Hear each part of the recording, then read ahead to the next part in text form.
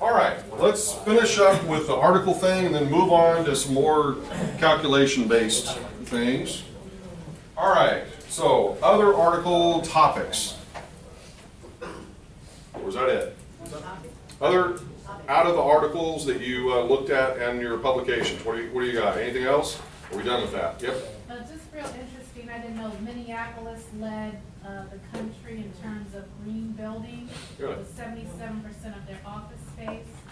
And then locally, Tampa has 27% of their office space as LEED or green certified. And actually, Energy Star is the dominant type of green building. After that is LEED. Yeah, Energy Star is so popular because it's cheap. I don't know how else to put it. It's just much easier to. Okay. Energy Star that's government? Yep. Yep. You still have to pay. Yeah, it's very little that I think you actually even have to pay. It's more of just going through it's kind of an evaluation process, submitting the documentation, but it's a heck of a lot cheaper than LEED. Okay. All right. Other articles, topics. Real estate industry need more integration of resilience. Real estate industry needs more what, I'm sorry? More integration of resilience. Okay. Integration of resilience. In what way? They said the reason we focus on it is very simple. It reduces expenses for our customer. Unless you think we are doing it for public service, we are not. It is very selfish to shareholders orientated things, and it's happened to be good for the environment.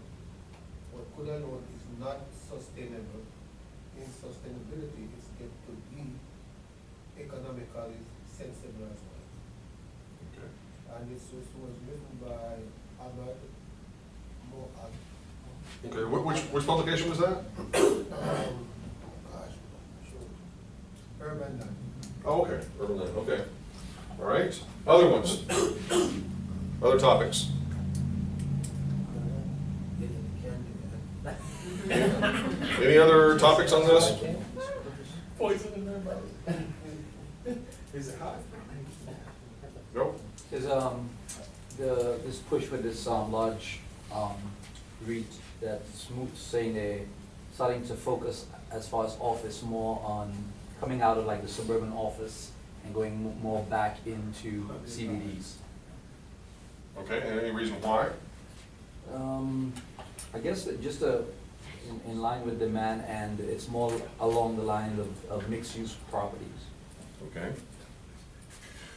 Did any of them, and you may or may not have seen this, but I thought one of them may have had an article that actually was just talking about almost not the opposite of that, but more of going into tertiary markets, of moving away from the established markets, the larger sort of CBD markets, to these more tertiary, not so much suburban markets, right, but more, smaller to mid-sized cities that have been largely ignored by especially the institutional players, and it's been much more localized, and the flow of information about those markets is usually a bit more restrictive as well.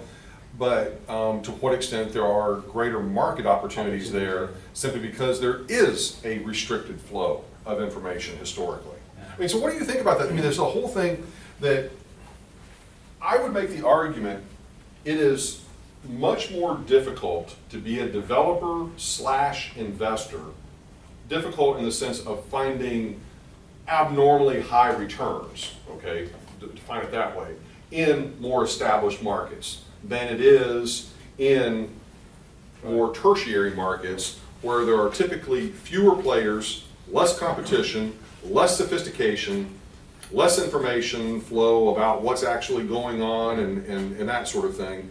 Would you agree? Absolutely. The risks are going to be greater, because that's like going to where you get all the major development here in Miami. And then people start spreading out to like Indian Creek and they start getting out to those secondary markets, that those are the first ones that get hurt. Also, you could look at it like this too. You look at Miami versus, let's say, we're doing most of our public deals right now in North Carolina, but they're not Miami. You know, it's small cities, small little towns, but the incomes are you know, on average, just as good or better. Right. Boca, Miami. Well, also, once again, land costs are probably gonna be less. Absolutely. You know, so it's like, once again, as, you know, grocery store owner, they would not have to have as large of a sales volume as what they would have to have, obviously, in a much more developed market, you know, to be able to substantiate the rent levels and the construction. Okay? So that's kind of an interesting thing in and of itself from a kind of from a developer's point of view, that, you know, if someone is a national developer, you know, developing projects all over the country, and even if they were to specialize in one particular product type, that they only did retail or they only did office, you know, that sort of thing, multifamily, whatever it is,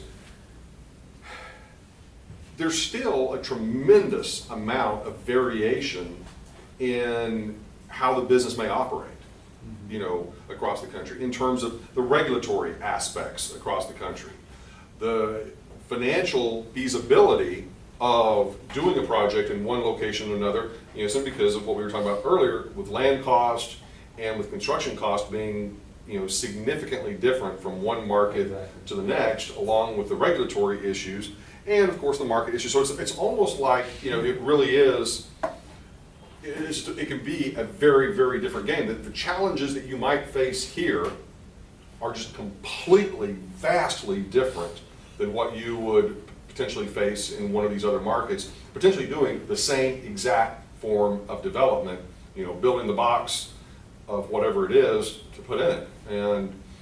But it would also be very interesting, very telling, I think, if you could actually get the raw data to look at for some of these national developers that are building effectively the same product in all these different markets, what their actual cost of development are, you know, to really see that regional variation of you know, those sorts of things, the things that they would have to be concerned about, you know, in terms of labor cost, you know, having union labor versus non-union labor versus, you know, having to deal with, once again, an endless amount of regulatory approvals in one part of the country, but nothing in another part, you know, all those sorts of issues. Vastly different. Okay. Okay, let us move forward then. Okay, anybody else, any other topics before we kind of move on? Done with this? Okay. All right, let's move forward. Can we keep the magazine? Absolutely.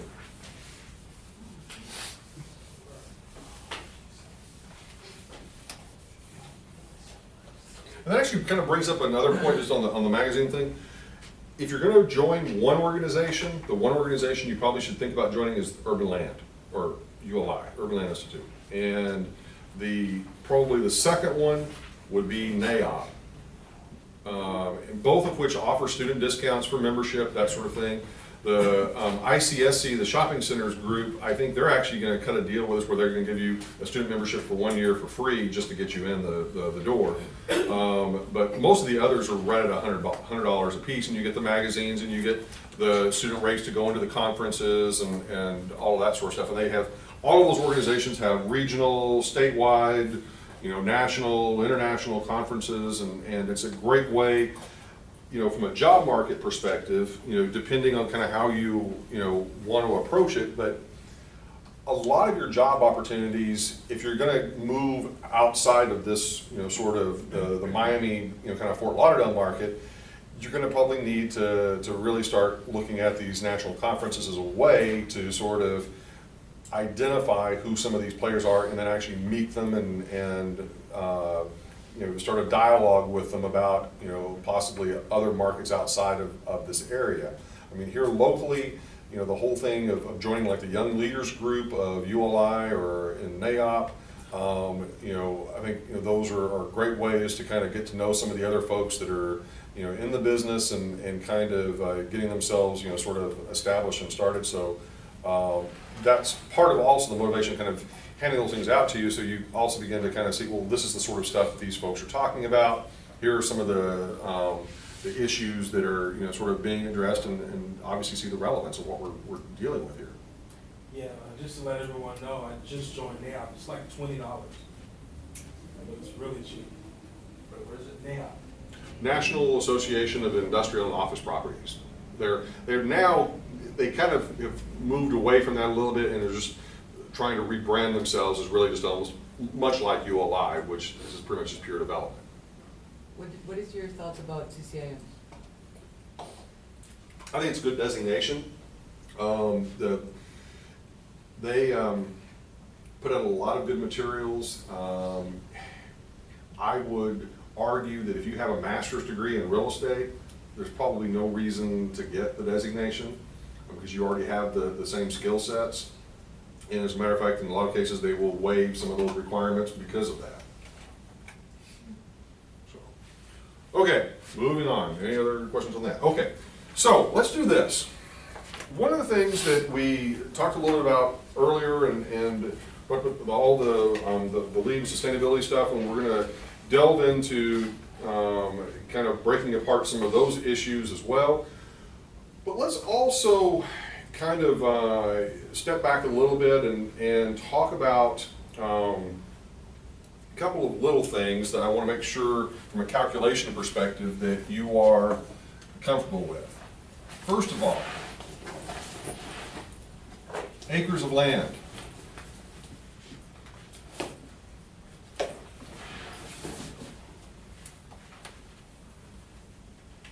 How many of you, without blurting it out, know how many square feet are in an acre of land, or think you know?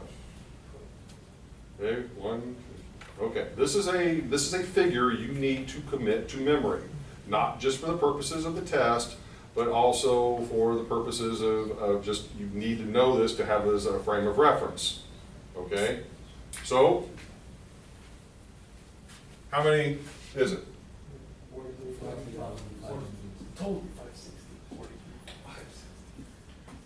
43,560 square feet in an acre of land, okay? Were you right? Okay. All right, now, one of the reasons why I'm sort of, I wanted to make sure that I kind of go back and I talk about this a little bit, because I meant to bring this up when we were talking about the subdivision development and that sort of thing, because one of the things that you will need to be able to do from a calculation perspective is, let's say that I say, okay, you have acquired a 10-acre parcel of land,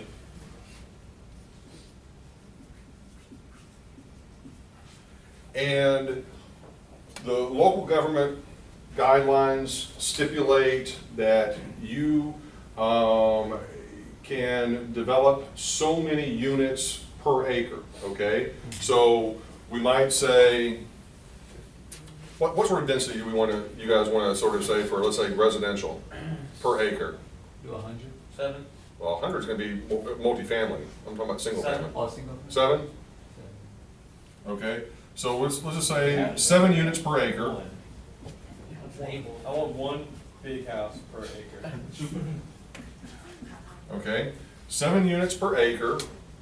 And then we also need to sort of talk about within that 10 acres, we have to set aside a certain amount for roads, for other sort of public infrastructure sorts of things, and so in terms of what's usable, okay? And so we might set aside, let's say, of that 10 acres, maybe 20% at the most for infrastructure.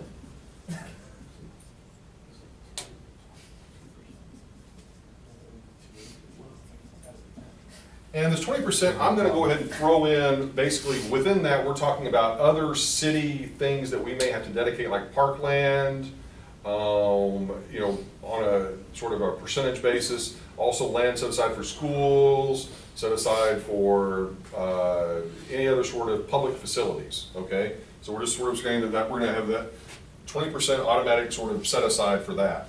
But yet, at the same time, we've also got to, depending on how the regulations are written, the 7 units per acre, is that going to be of the total 10 acres, or is that going to be of the available acreage? So that's yet another thing that we would potentially, the wording of that would be somewhat important. So let's just assume, in this particular case, it's going to be 7 units per acre of developable land.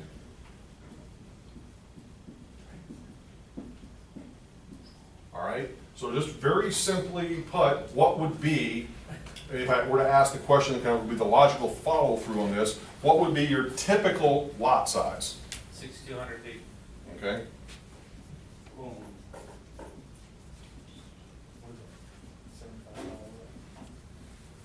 That's what they're in Devll.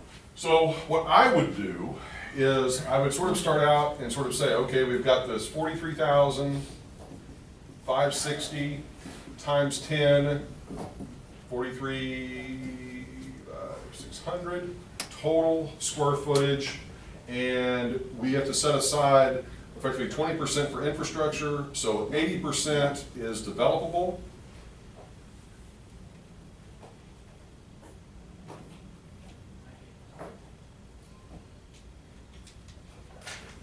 So that leaves us with 348,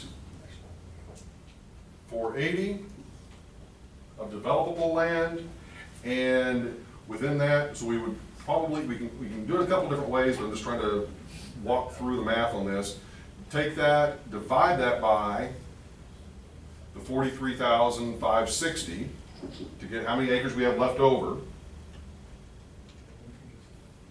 Leaves us with 8 acres, which we could have just obviously shortcut that, but just trying to work through the logic. So we have 8 acres. We can do effectively 7 units per acre. So that's 56 units. Okay. Then what we're going to do is take that 56, divide that into the developable land. Okay. So 348, 480 divided by 56 units.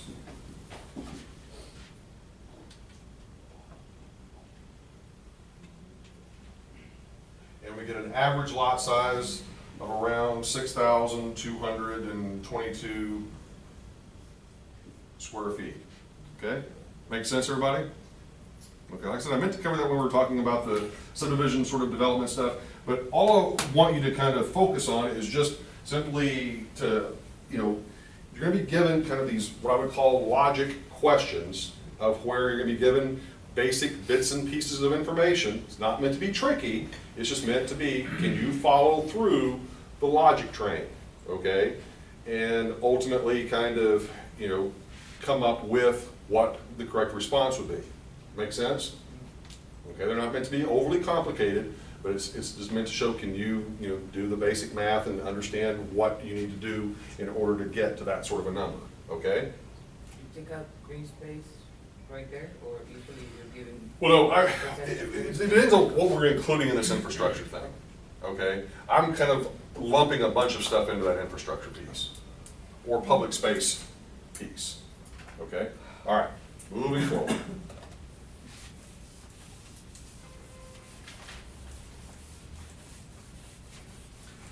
Another example of a kind of problem like that would be what we worked on whenever we're working on the case study competition thing, in terms of like parking requirements. Of saying you need to have so many parking spaces per square foot of different uses, okay? So as an example, I could say something like, all right, you need to have 1 parking space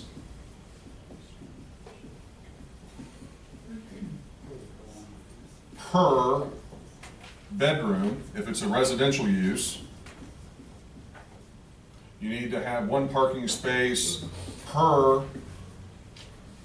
what number we want to use for, let's say, retail space? You would probably know that right off the top of your head, Anthony. Probably 1 to 5.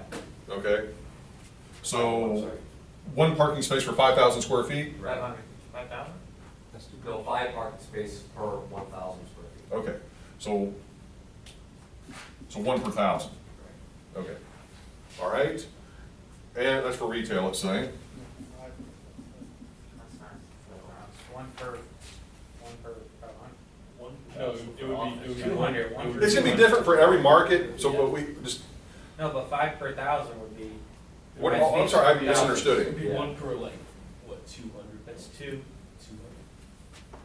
uh, 200. 200 square foot. 1 per 200. That's more like. Yeah, just for an office. That seems like an awful lot of parking. That's a lot. That's a lot. It's a It one. seems like an awful lot of parking for, Isn't retail like 5 to 700? yeah, I wouldn't think it would be, well, I'm sure we can people, make it easier. Oh, there we go. Google it. Google it. Textbook.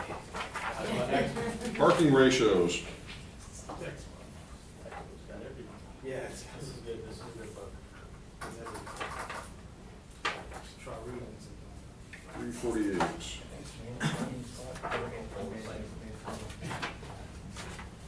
One per entry, right? One per main seat. Okay, for this, it says for a shopping center that's less than 400,000 square feet, assume 4 parking spaces for 1,000 square feet of retail space. Yeah, so we're close. So, Okay. Yeah, so it's 250.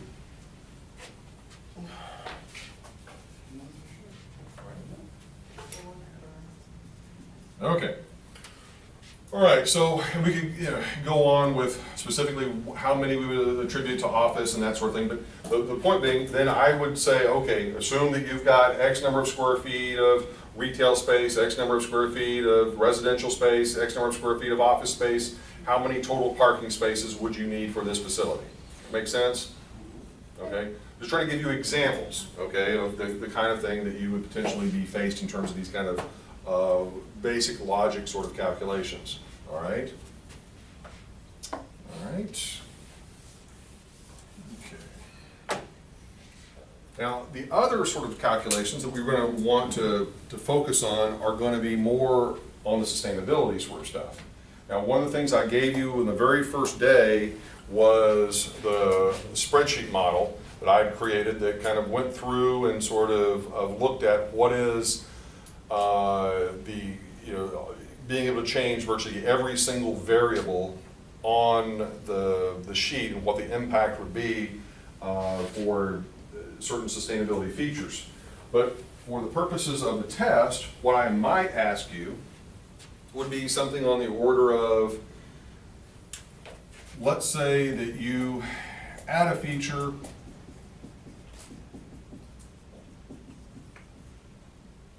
and the cost of that feature is $100,000, what is that going to do to the value of the property?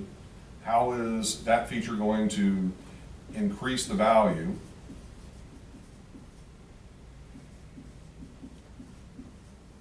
And what is going to potentially, is it going to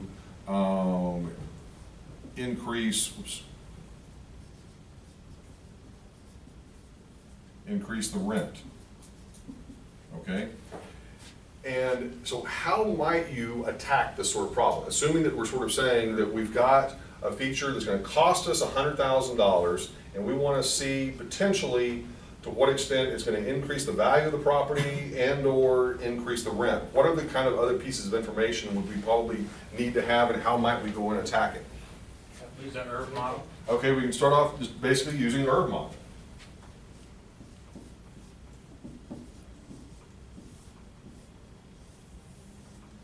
And so what we're basically saying is we're adding theoretically $100,000 of cost to our model, okay, by virtue of adding this sustainability feature.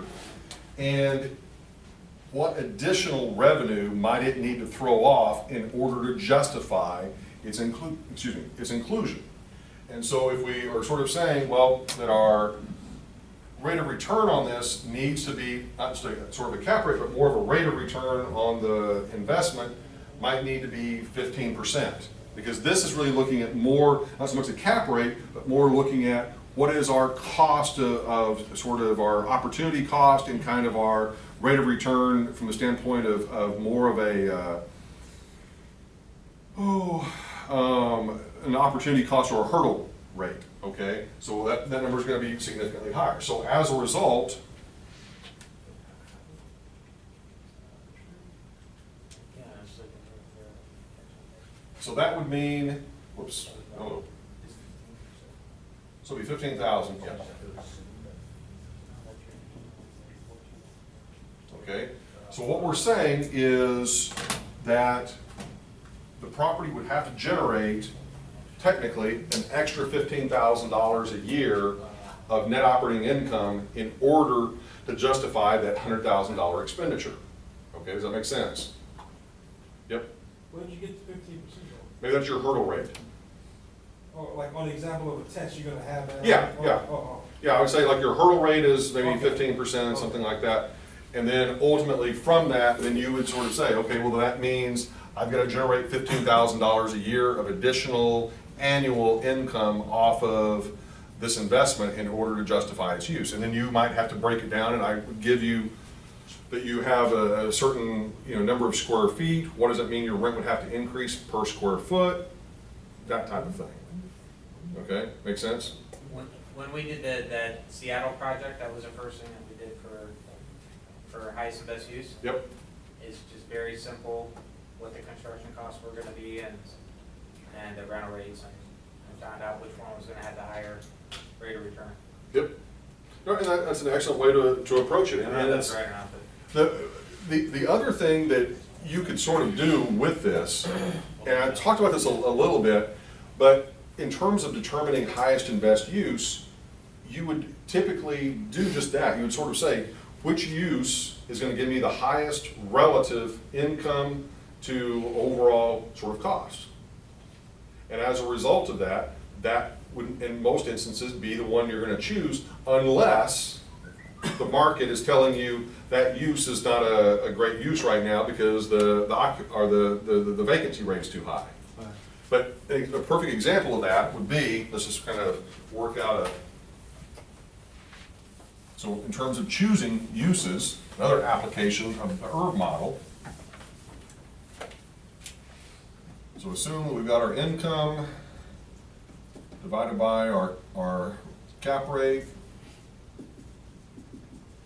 giving us our value or our cost, as we're talking about it in this context. And then we could potentially say, we've got retail as a proposed use, we've got residential as a proposed use, we've got office as a proposed use, and we've got industrial as a proposed use. And we would start with effectively saying what is maybe the rate of return or the cap rate that we would expect for each of those particular uses. And so for residential, specifically multifamily residential, we might say a cap rate of 6%, whereas for retail, we might see a cap rate of what? That means ours are low. Okay. Typical 5, 7? Okay, let's just say 7 or 8. Okay, so 7. All right. Office, maybe 9. And then industrial, what are we going to put for that? 5. Okay, I'll go with 5. All right. So based on those varying cap rates, what we're really saying is, and to keep this obviously super simple, is that if each of these were generating $10,000 a year of income, what would that ultimately translate into in the underlying value? So if we go through and we do the math, just make sure I don't screw it up. So the value here would be 142, 847, or 857. Okay. 166.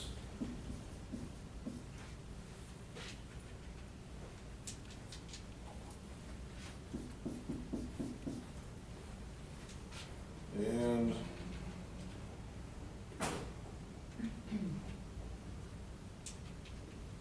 200. Okay. So quite the range of values, the low one being this one, the high one being this. So what would we do, okay, under those circumstances? We would need to compare this number relative to what? Construction costs, okay, for each of those uses, to then be able to kind of get a sense for which one is ultimately going to be the best overall deal for us. But it just simply based on the value created off of the income, which one is the best deal for us That's right. from the developer's perspective. It does.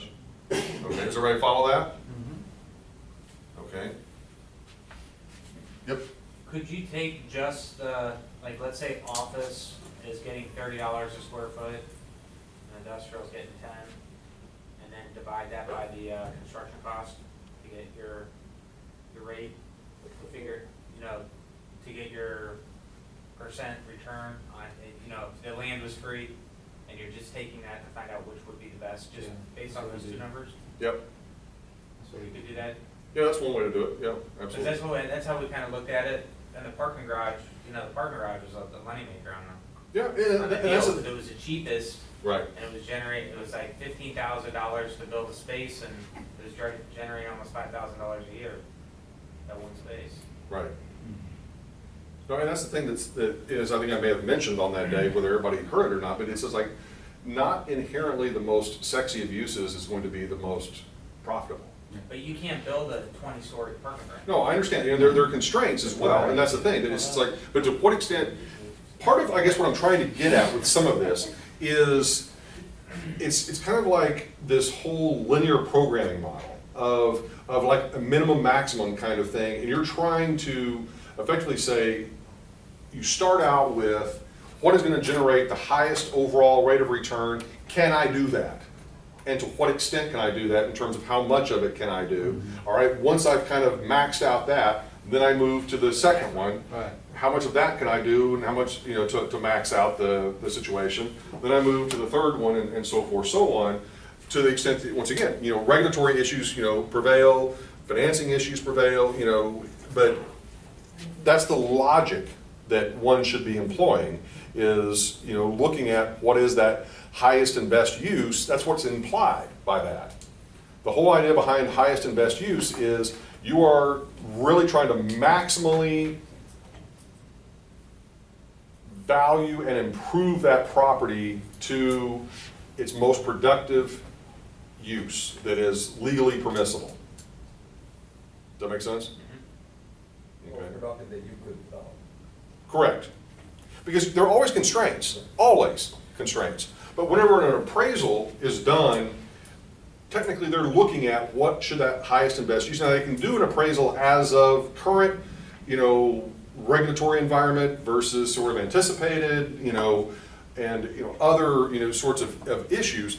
But a large part of it is just simply kind of stepping back and saying, at this moment in time, which uses are going to give me the highest value, and then which ones clearly for whatever reason aren't going to work. Because you could have the perfect property for this new residential development that you want to do, but for whatever reason, it may be zoned, obviously something totally different, maybe zoned, I don't know, industrial, let's say, and there's no chance whatsoever because of maybe the current makeup of the city council and the zoning board that that's ever going to get changed in the foreseeable future. So too bad, so sad, you've got to build industrial. If the market will allow that with regard to the rental rates and that sort of thing. Now, your cap on the industrial, is that just for example purposes? Yes.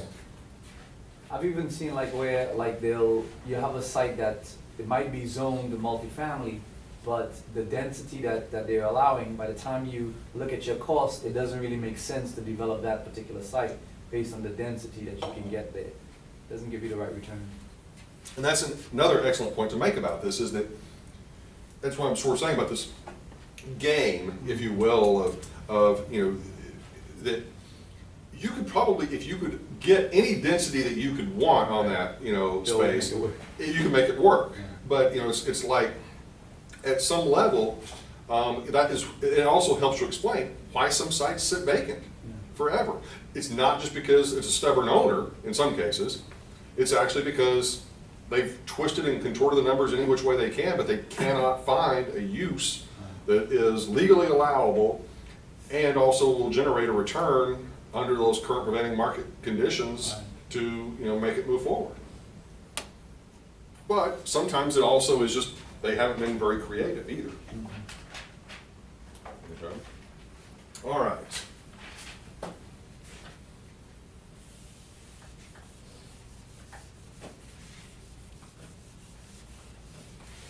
So with that, the other predominant two property types that we needed to talk about this afternoon, since we talked about kind of the office stuff this morning, we're going to talk about retail and industrial a little bit this afternoon. So let's just start off with retail.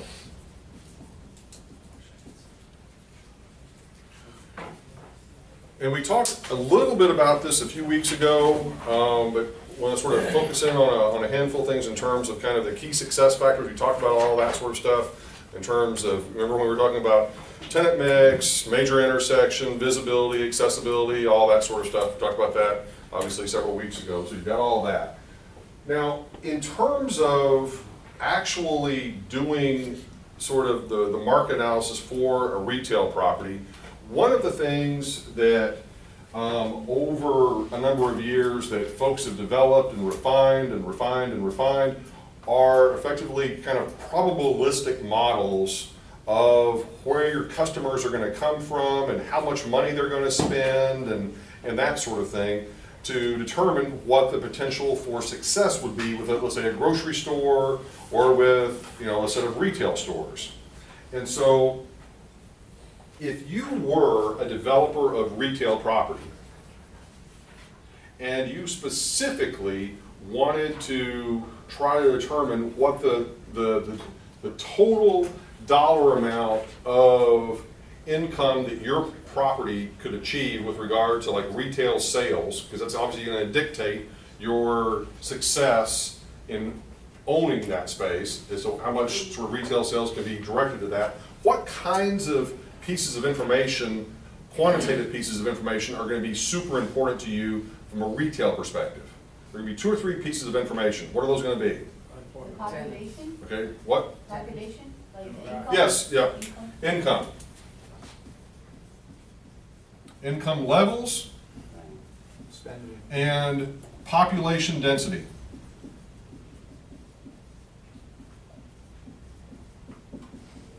And distance.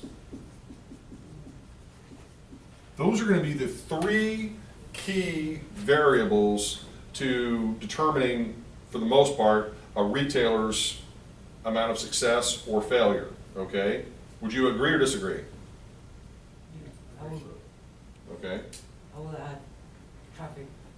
Yeah, well, that to a certain extent, that's going to be kind of implied within population density, which is part of the reason why we're saying these are really kind of the big ones. Yeah.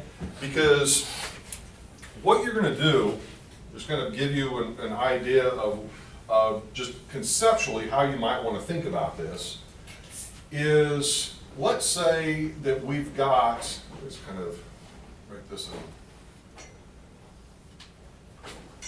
This is our city.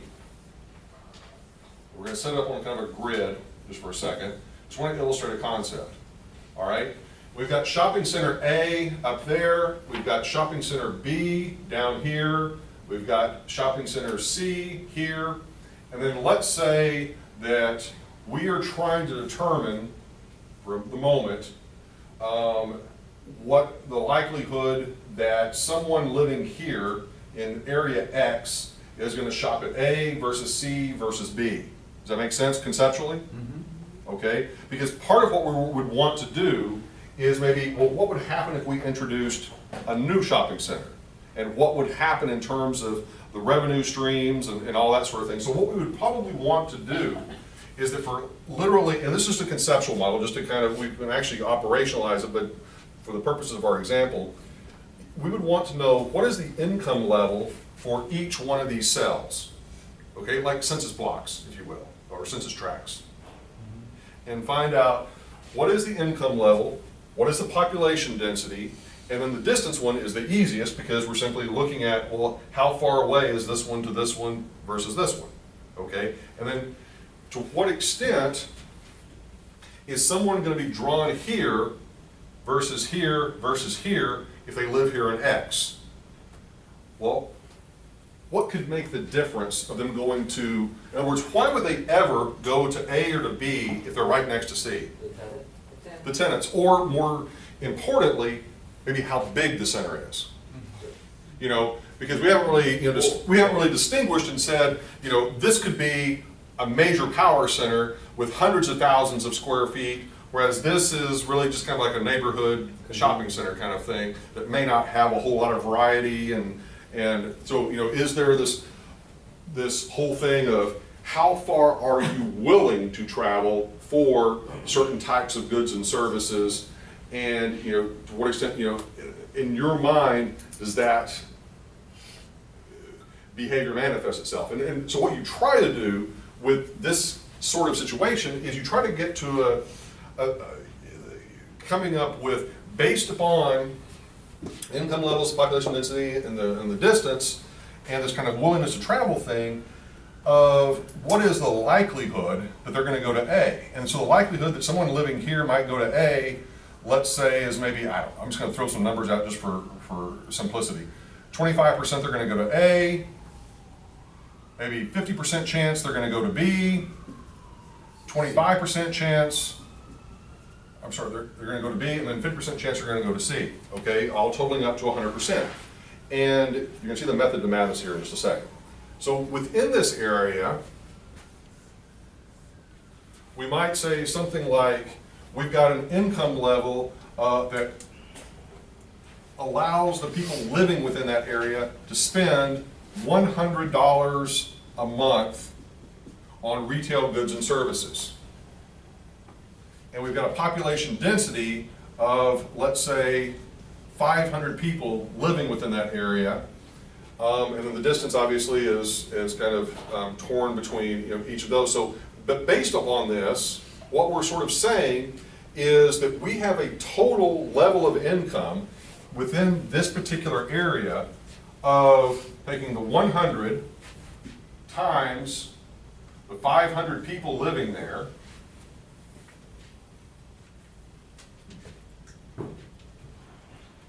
which would be $50,000 of retail sales per month. Multiply that out by 12 months. So $600,000 a year to be then split between A, C, and B. You start to see the logic of what I'm kind of getting at, that you would effectively then, based upon that, then what we're sort of saying is that just from the people living within here, that C, they would capture 50% of that, or $300,000 of sales from this particular area alone, whereas the other two would capture theoretically $150,000 each for that total of $600,000. Now, what you would then begin to do is say, what if we introduced a new center, maybe over here, center D? To what extent would they then reduce effectively each of these? What impact would that have effectively on these other three centers? What amount could we expect to capture from the remainder of the market? And then based, because the assumptions are each individual only has so many dollars to spend on retail goods and services, and they're going to spend them. We can, look historically to see what they have spent, and this gives us a framework to kind of begin to sort of say, where are they going to go to shop, and if we've kind of got all this sort of mapped out. And I'm not saying that this is, in practice, it's much more sophisticated than what I'm placing up here. This is just simply meant to kind of get you to put yourself into the head of a retail site location specialist. This is the kind of thing that they're going to start looking at, along with certain threshold levels of income within a particular area, you know, that sort of thing, but it's a way of kind of conceptually mapping out the competition and trying to come up with some sort of a probabilistic estimate of where people are going to come from and what kind of things are going to influence where they go. Now, the thing that begins to, you know, obviously complicate this up dramatically is, you know, drive times and, you know, the ease of access and, you know, all that, because this sort of model kind of just, you know, sort of sets all that sort of stuff aside. But I just wanted to sort of introduce it to you just simply from the context of kind of understanding the basic mechanics of it. No. Disregard. Okay. I was gonna say, this right here is also more of a, I would say, volume projections from the retailer. Right. They would run this kind of analysis more than per se a developer, but it's still very relevant, and very important. Well, it's relevant to the developer from the standpoint of being able to kind of say, well, here's this, you know, market that we're operating within that only has so many dollars of retail dollars to be spent. Is it the market already oversaturated? You know, to the point of we have introduced yet another store, is that really going to effectively put maybe one of these other ones out of business, or, you know, is it really even, you know, necessary? In South Florida, wouldn't you have to, or like in other cities where there's always tourism visitors, wouldn't you have to add that in? Absolutely. And the that article that I was reading was talking about how South Florida has more yes. population than No, it's more income.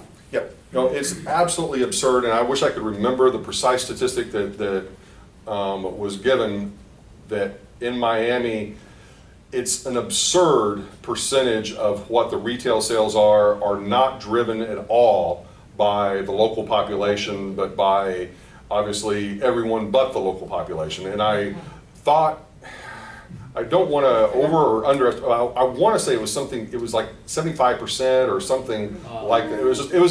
It was astronomical into what you would think it would be in terms of all the folks coming and doing their shopping trips and that sort of thing from other locations out. It says 196 million per day visitor spending.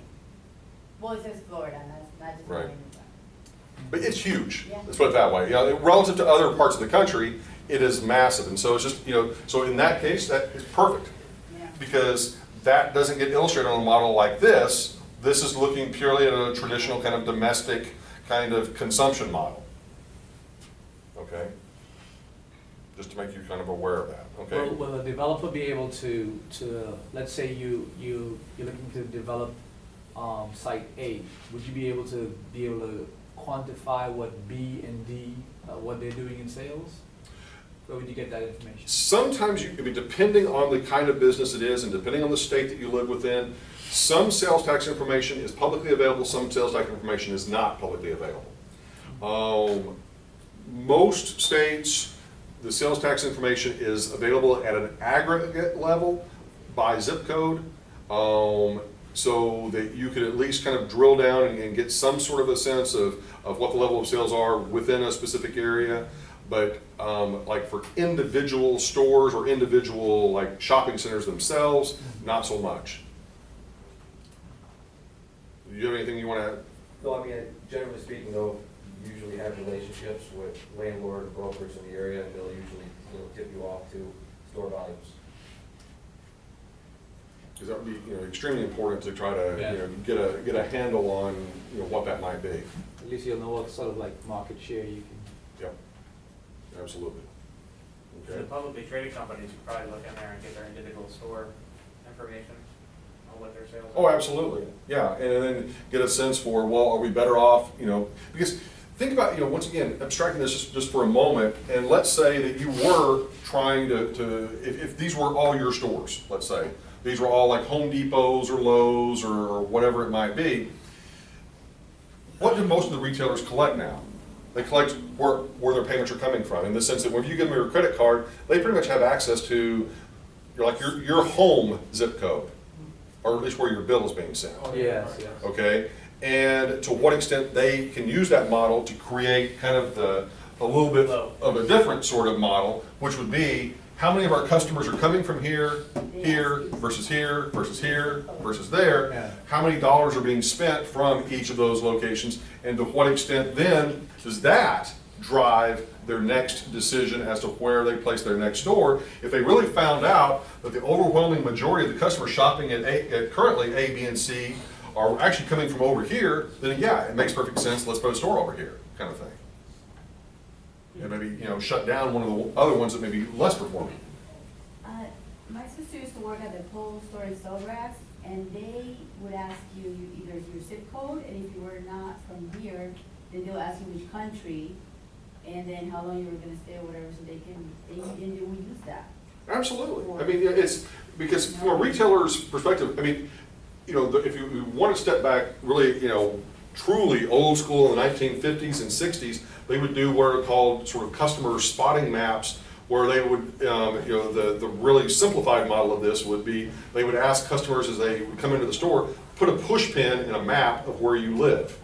Or they would also, you would have a lot of retailers taking down the license plates of every single person that was in the parking lot, and then backtracking and finding out where those people were from. You know, so this sort of thing goes back, you know, a long time. It's just our sophistication level. It's a lot easier to get that information now of, you know, where the folks are coming from, and you know, use that to what extent they can to better figure out where that next store location might be on the bricks and sticks side. Okay? So just the whole evolution aspect of kind of the technology allowing for us to sort of figure this stuff out has evolved quite a bit as well. That's why, Dr. Ford, some of the big retailers, they have like a radius. And you know, when you try to help them, or if you're working on site location for them, you know that a Louis Vuitton store will not open in 30 miles radius from a current one, because they don't want to cannibalize Yes. that one in particular. So there used to be a black book guide that the Council Shopping Center used to publish with all the retailers and their Preferred radiuses. preferences and like demographics, and this is what they were looking. So when you were doing your shopping center and leasing, you could look at it and say, okay, let me call X, Y, and Z because I fit their demand. And so you didn't waste your time. Oh, wow. So now you I'm can sure that find exists. online? No, absolutely. Yeah. And you know, that's also part of the reason why the organization ICSC, which publishes the Shopping Centers Today thing, that they have regional meetings, you know, every so often that allows for both the developers as well as the retailers to get together and have this, I think they call it like this, sort of like an exchange, if you will.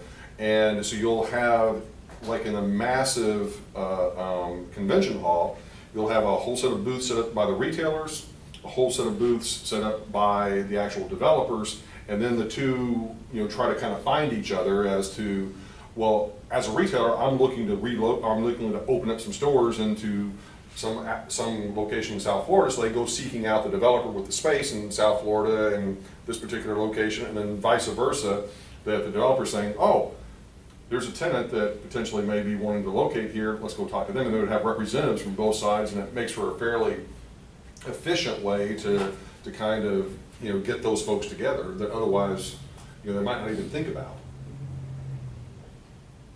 Would you want to add anything to that, or? I agree. Yeah, a lot of times too, radiuses change depending on the density. So like in Florida, Publix, they want to go about every 2 miles, where in North Carolina, it's about every 5 miles. So it all changes, constantly changing. Okay. Frederick? Yeah, I kind of wanted to have a question about, so what's the concept behind, you have Lowe's across the street, and you have Home Depot across the street, and or Target here, and like the competitors right across the street? What's the? It's a good location. You know, and it's good, I mean, good location in the sense of that all of the demographics, you know, support, you know, effectively is a good location, and so both of them may end up sort of cannibalizing each other a little bit, but at the end of the day, you know, it's like, it's a good location.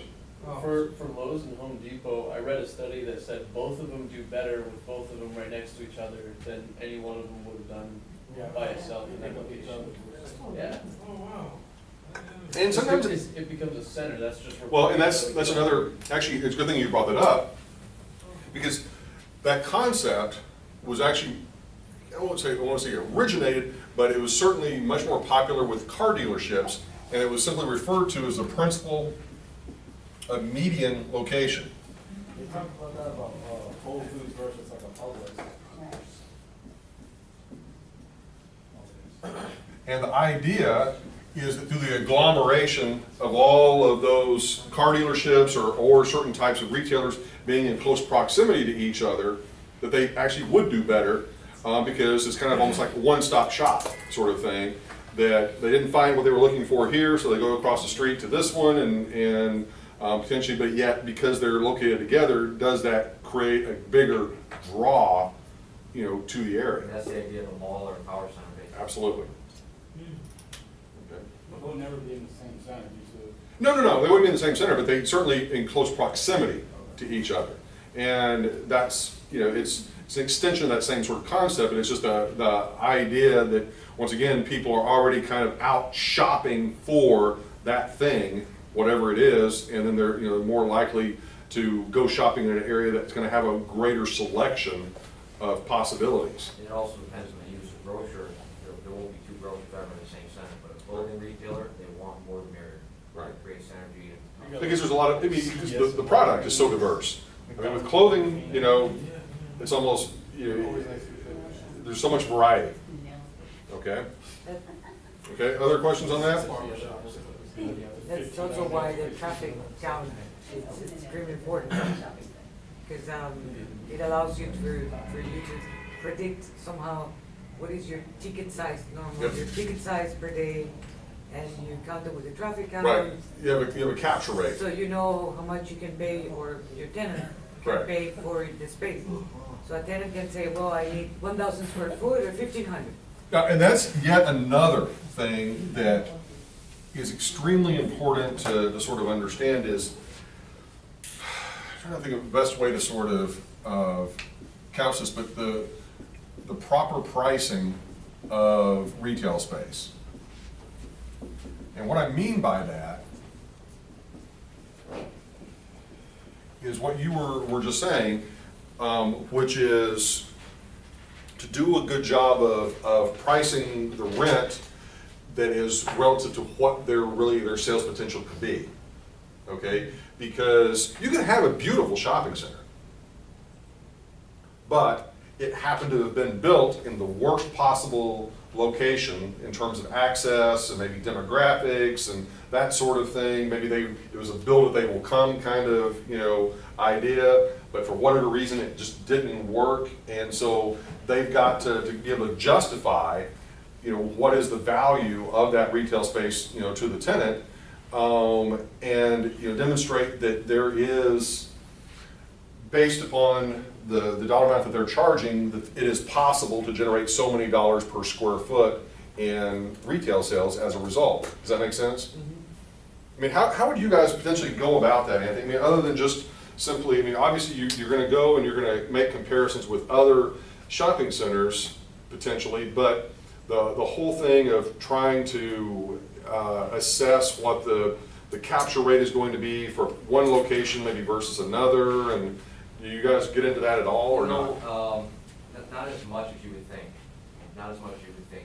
It's a lot about comparables, and then also, if, let's say, for example, Trader Joe's usually pays pretty high rent, but if they want to be in a market really, really bad, you can juice the rents and they'll pay them.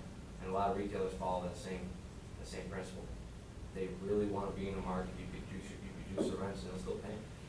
Now, in your experience, I mean, I know historically, most retailers will pay about 10% of their gross sales in rent. Is that anywhere close to what? Pretty fair, yeah. But again, like in Miami, for example, a lot of these retailers will not make money, but they need to have their storefront Gotcha. on the name. Yep. So Makes also, sense. It's always changes. And the reason I sort of bring up that number, 10%, is that's also a way for you as the developer to kind of say, can we make this work? You know, in terms of the sales volume per square foot, or how much will they need to do, you know, per square foot in sales volume? If we kind of back into the number and kind of say, well, you know, their normal store does X number of dollars in annual sales, and this store is so many, you know, square feet in size, and we're making the assumption that they're going to spend 10% of their gross sales on rent, what could we charge them, kind of thing. Does that make sense? Yeah, and also, for example, in the neighborhood shopping centers where you have a lot of pops and moms operations, not necessarily national tenants, they don't know how much square footage they will need. And sometimes they get, you know, away over their heads and say, I need 2,000 square foot for a children's clothes store. And if you don't do as a developer the numbers, or as a leasing agent or tenant agent, if you don't do the numbers, you cannot tell them, no, listen, here, because of the traffic, because what you can do, and your ticket size is average $20 more or less that you can do per day with this traffic, you can only rent 1,000, not 2,000. Because the last thing that you want is for a shopping center to end up with a failure, or with a failing tenant in 2 years. Absolutely. They couldn't pay the rent, and now all of a sudden your shopping center has 3 closed stores, so it's a failure, and it wasn't because of the tenant, it was because you tried to push them for 2,000 when they only couldn't do 1,000. Right. Yeah.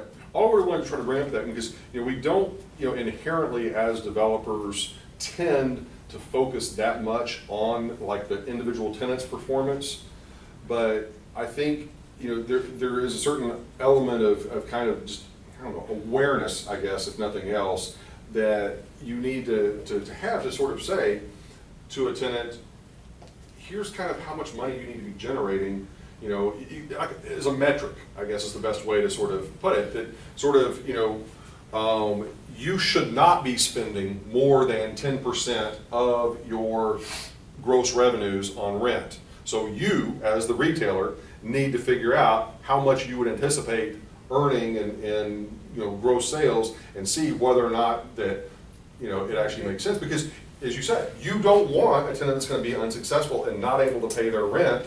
You know, especially when you're talking about the much smaller mom and pop tenants. I mean, yeah, the more established, you know, high credit net worth sort of tenants, that's not an issue. They've already figured all this stuff out. But those folks that, yeah, are at the kind of the lower end of the market, maybe not so much. And another thing to sort of throw out there, which we talked about a little bit previously, you know, is that kind of that whole thing, even within retail space, of the class, you know, A, B, and C space, that inherently, you know, there's a good chance that you could make a lot more money off of the Class C retail space, you know, with the tenants that are the, what, for lack of a better word, junk tenants. That's almost like a flea market space. That, you know, on a price per square foot basis, you might actually be able to generate a lot more money on a per square foot basis off of those sort of tenants than you would, in some cases, off of the Class A tenants. Not very exciting, not very interesting, but yet it's very doable. Cash and trash. Right? Okay. There's cash and trash. Okay. All right. Well, let's do it. Let's take another 5-minute break. What do you think?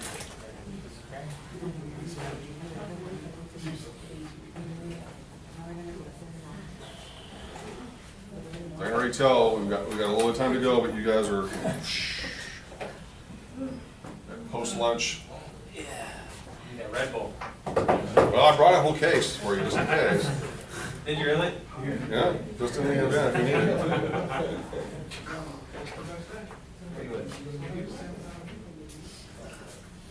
When you get your X-ray, there's wings on your heart. Yeah, exactly. Well, my you know.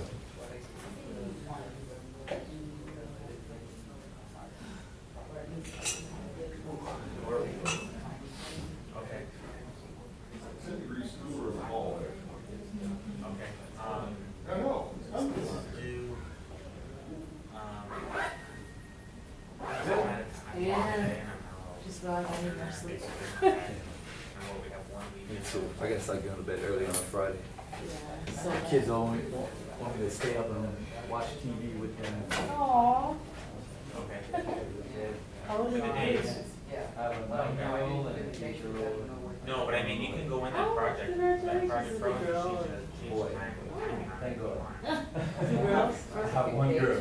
She's not. No, that's fine, but I mean, I have like the start date already in there. Oh, So like you can just go in there and say, if I have 12 days I for know, I thought it was soil gonna be testing, pulled you change yesterday. it to 5 days. Oh. I woke up and wasn't told. Changes. I think what I was gonna try to do, and I don't know if I know how to do it yet, I asked Dr. Corey, because Dr. Becky is new. Yeah, they have them. Okay, finish flight. You guys can- Forward. Are you good now? Yeah, I'm out of here. I appreciate that. No problem at all. Have a good trip, safe flight. Is, All right, I'm gonna the take one off that a I little early. sent was Oh, okay. just one that. I'm just gonna catch this, it'll be posted, you Yep. think? Tonight?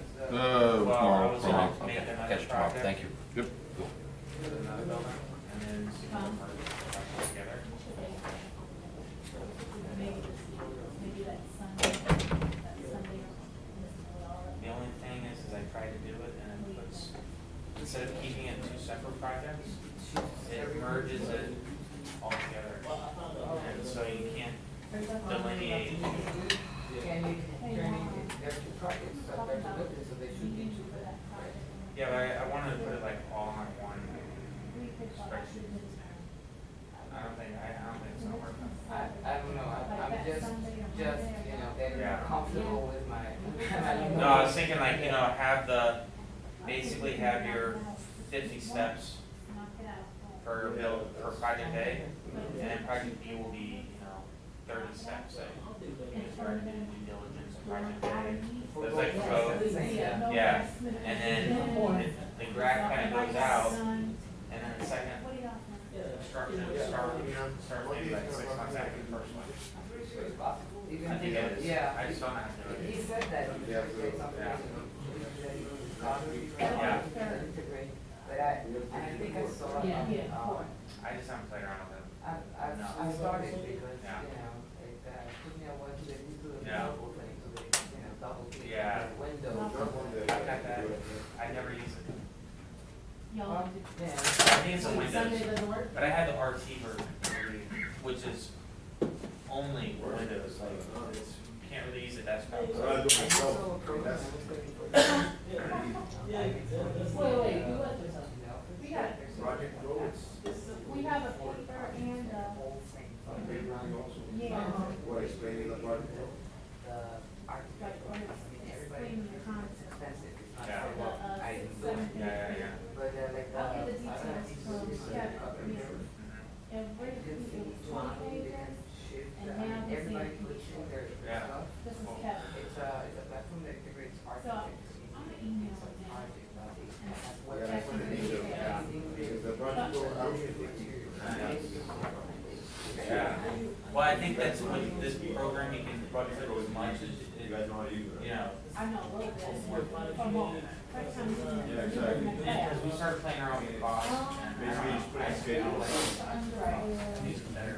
When you go on, If you want, I can. Yeah, you can. I mean, it's definitely not, it doesn't make sense for multiple people to write the same thing. That sounds like a very efficient use of time. Because I mean, I don't have, like, next week, I cannot really work sleepy. off. So, Maybe it started so on the yeah, other so I one. just, I spent a week building basically what I built, and I put in all of them. If you look at the utility here, our work week is different than during construction days. It's just utility. That's what we do, I put it from 8 to midnight, excluding weekends, and then during construction. It's something on the Weekends are off, and then I put in, like, highlighted the curve.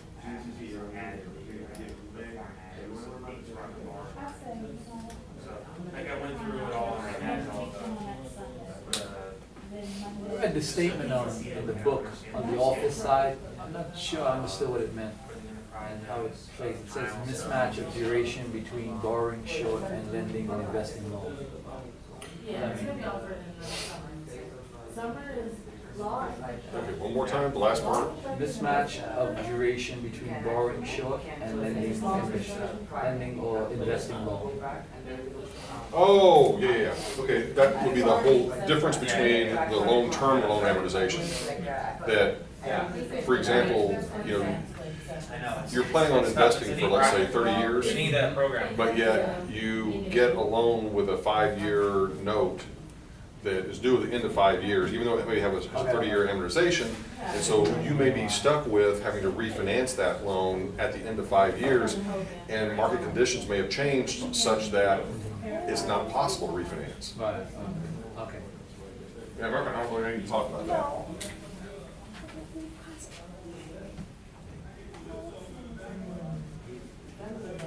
Oh, can you? Yeah, you know, early.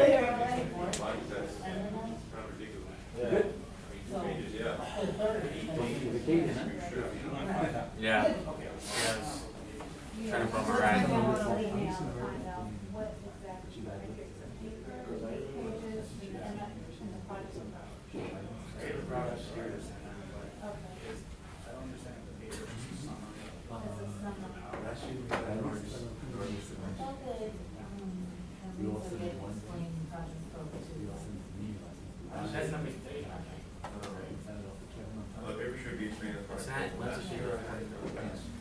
You get back on Monday? No, I'll be in next week. Artist development, that's like a separate software, it's not similar software, it's a software. And it's everything we do, probably do it in 2 pages, which makes more sense, because 2 pages. Way too long to explain what the parts do. Okay, let's go ahead and get started. I do. I haven't seen it. Okay, let's go. You like the doodles of the day? They used to be much more intense in the beginning. It depends on the topic of lecture as to my ability to doodle. Like lectures that are full based. Right now. But like it's better. Have you tried the 5-hour energy? That is, I don't know, just doesn't seem to do it for me. Okay, let's get started, come on.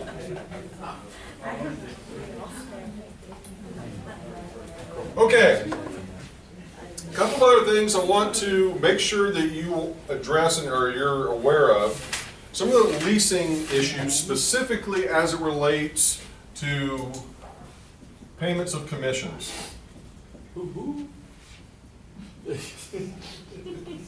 The real sense.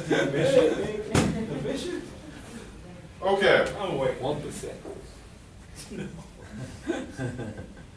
Most commonly, whenever you are executing a lease for a retail property, a office property, industrial property, normally you are going to pay a commission to the broker for a dollar amount that is based upon the entire lease term that effectively has been executed by the lease, okay? So for example, assuming they did, let's say, a 5-year lease, and you know, however much the lease is, but you know, we could say, okay, it's $10,000 a month,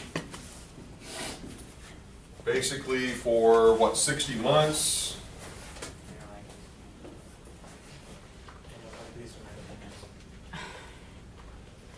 So the value, in one sense, of that lease, not really on a present value, but just overall cash value of that lease would be $600,000. Now, historically, currently, most of the time, the commission that gets paid for that lease is going to be a one-time lump sum at the time of the execution of the lease. Okay?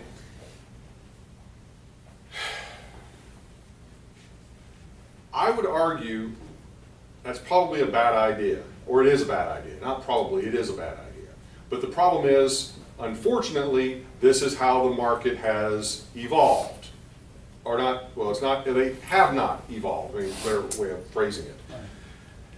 And so you as a developer would have all these sort of upfront, you know, commissions that you would be paying for the space to be leased, whether it's in your office building, retail building, industrial space. And the idea is that obviously the leasing agent has done a great job of identifying high quality tenants that are gonna pay their rent on time and are gonna stay there, you know, for the entire lease term and not have any issues and that sort of thing.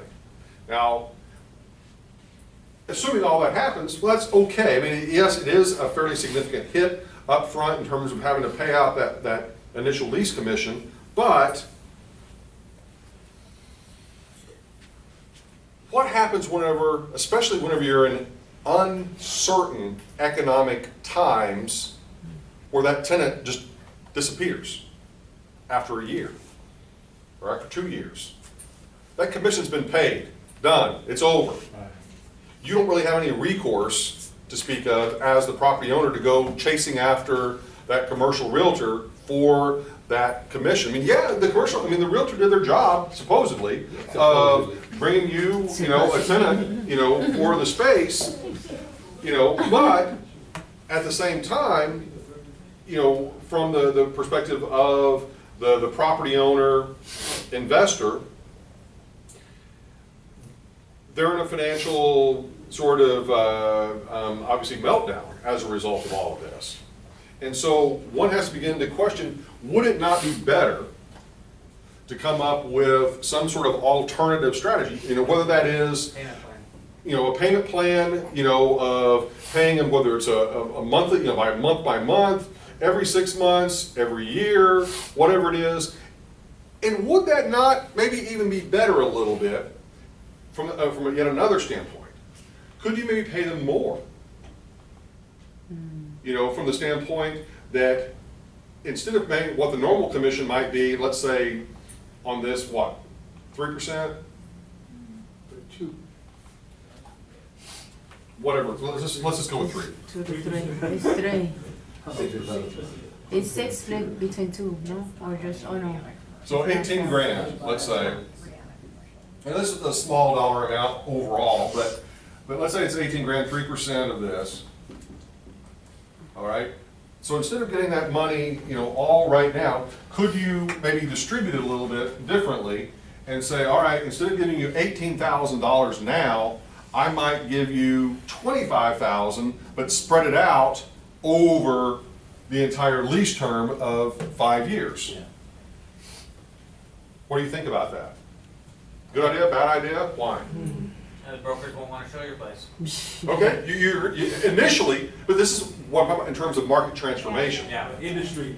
You know, you're going to have resistance, but yet does it make a bit more sense because, If it's gonna be more, I'm if sorry? it's gonna be, didn't you say it's gonna be, it will be higher if it's? Right, gonna be that's what I'm saying, that Yeah. instead of maybe paying them $18,000 now, we're basically saying we might even double that. But yet we want to pay it out over the entire lease term, Yeah. you know, month by month, so that we have a little bit more of an assurance. But the key is, obviously, that tenant Might goes leave. bye-bye, And you're done. then you're not done, you know, in terms of that lease commission that you paid for that Okay. space. So give me some feedback here. I'm trying to get you riled up a little bit, okay? Not all, like, commercial agents, like, not where I work, I don't know the standard there, but I know someone who used to be a commercial agent, and I mean, they're not commission-based entirely when you work for, like, the big commercial companies. You have a salary, you meet a number, you get a bonus. And a big problem I know someone that had is they left the company, and they were no longer allowed to get the amount that, like, was supposed to flow into the following years, because that was the income. So it was like $50,000 that they weren't allowed to get because they moved from company A to company B.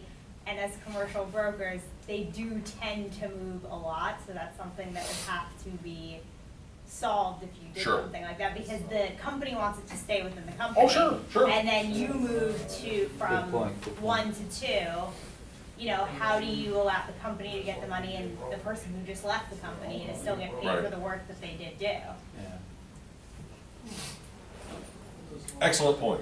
And the extent to which you could solve that by somehow, once again, targeting exclusively toward the individual, the compensation to the individual versus the firm itself, and maybe separate or segment that out in some way of simply saying, of the total commission, you know, whatever, 30% goes to the company right off the top, and all the remainder is set aside in some sort of maybe an independent trust fund or whatever, however you want to couch that, you know, for the broker for the 5-year term.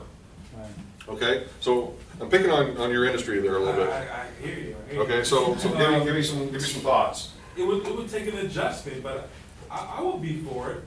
I mean, Yeah. if you're good at your craft and you're good at finding people that's qualified, this is sort of like residual. In our Yes, industry, we don't precisely. get residual enough. But it'll be tough at first to get this over, man, because, you know, we're like sharks. We have no deal, you have no money. So when you look at it from that aspect, it's a good idea. As a developer too, I mean, you're incentivizing your broker to sort of vet your tenants for you a little bit because they got skin in the game now.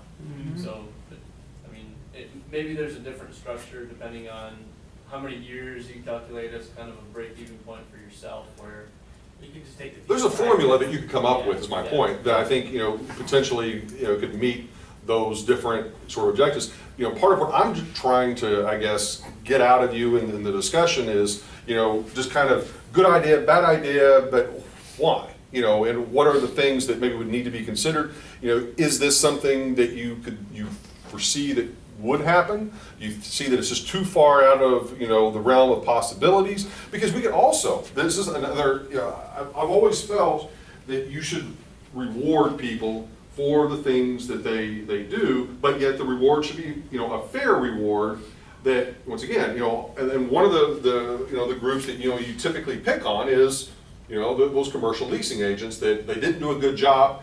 My tenants, you know, are all leaving me. They should have done a better job of vetting, or certainly they should share the pain in the event that the tenant leaves or doesn't pay their rent or whatever it is, okay?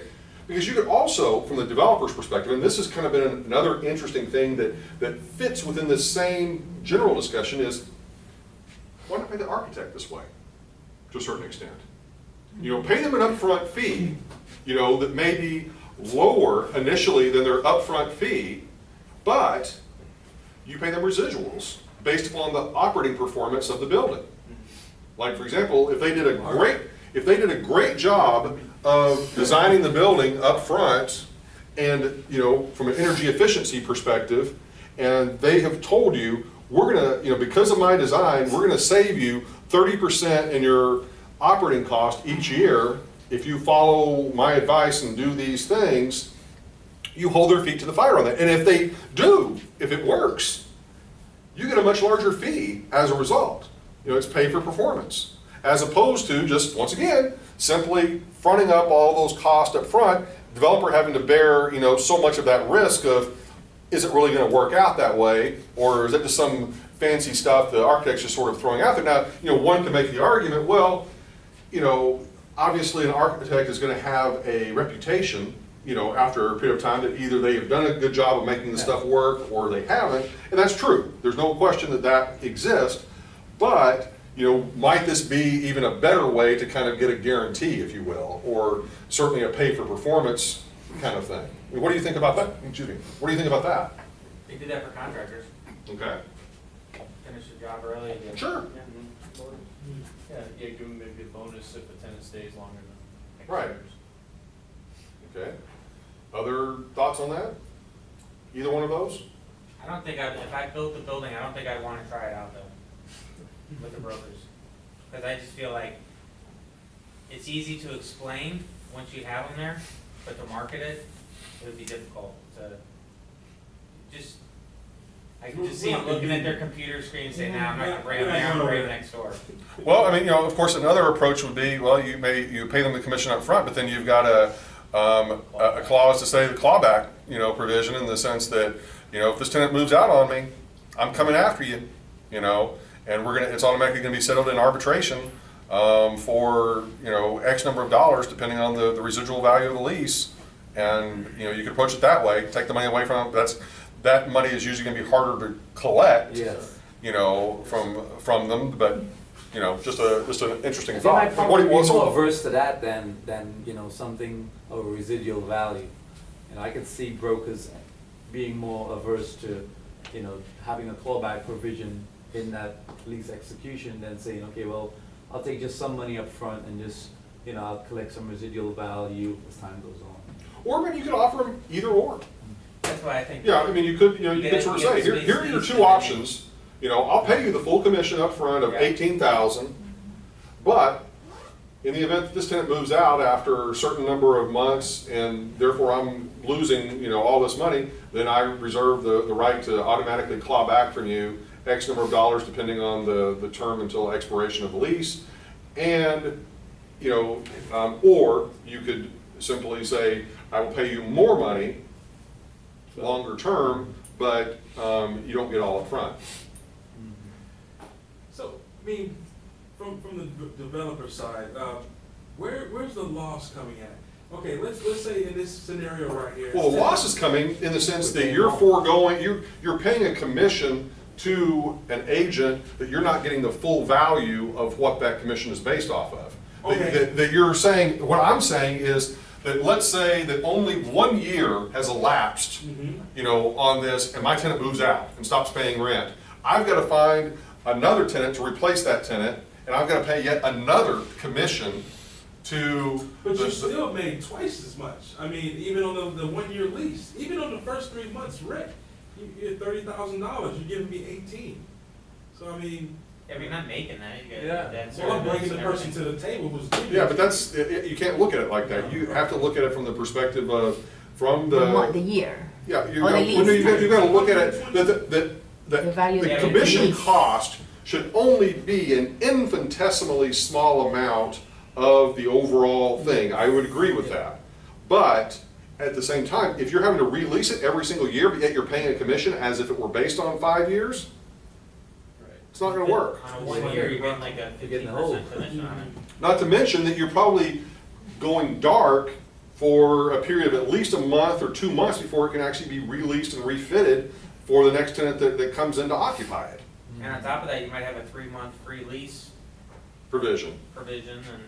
So I mean, it's costing you a lot more for that space to go dark than it is, you know, to, I mean, so there's a lot of cost there is my point. And, you know, because you might have thought you've done a great job, and I'm not, you know, I'm not picking on you specifically, but you know, you might thought you did a great job of finding that tenant to occupy this space, and maybe you did, but maybe you didn't do as much due diligence on that tenant as you maybe should have, in terms of selling them, you know, to the building owner, to the developer, and they're sort of trusting that you did a good job of finding the quality tenant. Yeah, you are ultimately the one accepting them as a tenant, but yet, you know, you're sort of, they're placing some trust in you that you found, you know, the right person. Would you not be maybe a bit more likely to do more due diligence, you know, if there's a chance that you're probably going to lose out on some commission or not get as much as you would have gotten? I would tend to argue you're going to do a better job.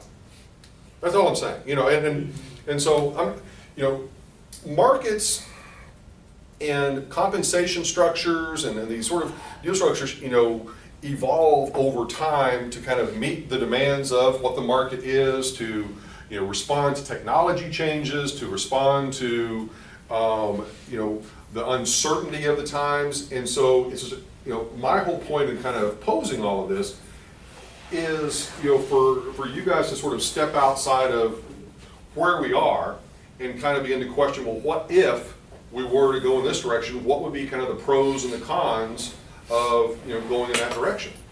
From like the other side and the other perspective, isn't it also the landlord's responsibility and their broker's responsibility on the other side, so like they're representing the building, to vet and make sure that this tenant meets their qualifications? Because I know when I've done like residential leases, for example, we do background checks, we do these things in order to, you know, give ourselves some, you know, Right. so that we understand that we're giving our client a good tenant. But, so it really goes both ways. I mean, it's the responsibility of the landlord and it's the responsibility of both agents. But, you know, essentially, if you fill the space and they say, yes, we want you, they're giving you the lease. Right. But it's not But I think responsibility he's of talking the about broker. the company's broker, or going after the They're person transactional. you gave the listing to, so to speak, right? Okay. My perspective in this is really looking at it purely from the developer / investor's point of view, which is obviously what this class is supposed to be focused on. And all I am, I guess, trying to communicate is that in my mind, I think it is unfortunate that a developer has to bear the sole burden of a tenant not working out, but yet the person that found that tenant, could they have done a better job, or can we not please hold them somewhat responsible for having found a lousy tenant? I would argue the same thing for mortgage originations. Oh, yeah. You know, that if I have a mortgage originator or a mortgage broker, mortgage, what's the word I'm looking for, not broker, but mortgage, not really banker. Anyway, someone, this is a commercial loan originator, okay? Their whole incentive structure is, for the most part, based upon their dollar volume of loans that they acquire over whatever period of time they are able to do that. And they have certain threshold levels that they obviously are supposed to be meeting. They send this loan, you know, those loans off to supposedly an independent underwriter that would assess the level of risk associated with that particular tenant and or that particular borrower, and then come back with, you know, the decision of are they credit worthy and that sort of thing. And then ultimately, though, that mortgage originator could have done things possibly illegally, immorally, fraudulently, whatever you want to sort of, that made that person's loan application look much more favorable to that underwriter. And ultimately the loan gets made. Once the loan is made, to what extent are you able as a lending institution to hold, you know, that original, you know, loan officer, that was the word I was looking for, the commercial loan officer responsible whatsoever for that bad loan that they made? In other words, were they in any way negligent, you know, and this is, you know, true on the residential side as well as on the commercial side, you know, should you be able to hold that person, you know, somewhat negligent for, you know, not doing a good job, and potentially, once again, kind of rescind their commission and potentially even go further than that and say, well, we need to hold them criminally liable for, you know, in some way not following proper process, procedure, or being objective, or whatever you want to, you know, classify it as. Does that make sense, Dustin? Yeah, but on the other hand, don't you think the market has already figured this out and said, all right, well, the reason why we pay a 3% commission is because there is that risk of potential tenants not coming. I mean, if it was too much, the market would have shifted to a 2% or a 10% or whatever that number is, but isn't that kind of like already figured in? Same with like a bad loan originator. You could make that argument, but then my solution would fix all of that by saying, we pay you more, but we just pay it over, you know, a longer period of time. Right, but I'm just saying that 3% number is market driven to the fact Yeah, that no, it I think works for to both a sides, certain, and it's already kind of figured in. to a certain extent, I would argue that you're right, that part of it is figured in, but yet, okay, how can then we maybe, you know, let's look at maybe from the positive side. How can I give you more money for bringing me higher quality tenants? Well, set it up, you know, as I'm sort of suggesting, where we pay a little bit more overall, but you get more money, but it just comes in over the next 60 months. But if you have a good qualified buyer, how are you gonna know if you're gonna pay or not? No, you don't. Yeah, no, I agree with you. You don't know. That's not the point. It's not the point of knowing or not knowing. What the point is should that person be held responsible in any way, shape, form, or fashion, because ultimately it's impacting you as the developer, you know, and to what extent, I mean, yeah, you could make the argument that... There's a meeting of the mind, your commission is supposed to be heard. Isn't that the law of the book? You have brought them supposedly, yes, the ready, willing, able purchaser or tenant. I agree with that. I'm not arguing that point. The point is, to what extent that particular tenant, you may not have done as much due diligence as what maybe you would have done and could have done to potentially preclude a loss on my behalf. Now, one other argument that you might make is, well, you have